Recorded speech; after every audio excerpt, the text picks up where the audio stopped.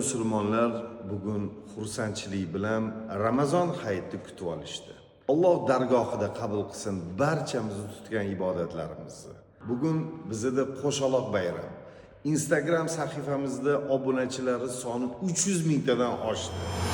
Qo'ldan kelgancha qilayotgan harakatlarimizni samarasini bilamiz. Kelgusida bundan ham kattaroq harakatlar qilishga urinamiz. Biz bilan birga bo'linglar. Xudo xolisi O'zbekiston chorvachiligini yuqori cho'qqilarga chiqarishimiz kerak. Bugun 4-mart 2021-yil. Qo'ylar boqishni ham o'rganyapmiz. Yangi men uchun kasb. Mana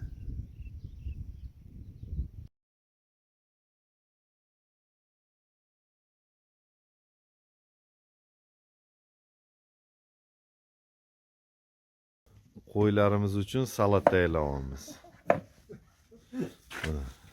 Tuz ham bor mana, tuz sepilyapti. Bu yerda mana bunaqa ovqatlari ham bor mana. Mana bu yerda mana lyuks xona. Mana qo'chqor olib keldik.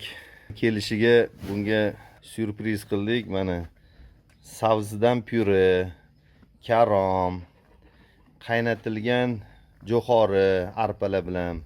Mana bu yerda 1, 2, 3, 4 degandek. Fursatdan foydalanib aytmoqchimanki, O'zbekistonda chorvachilik hanuz juda ham xor ahvolda.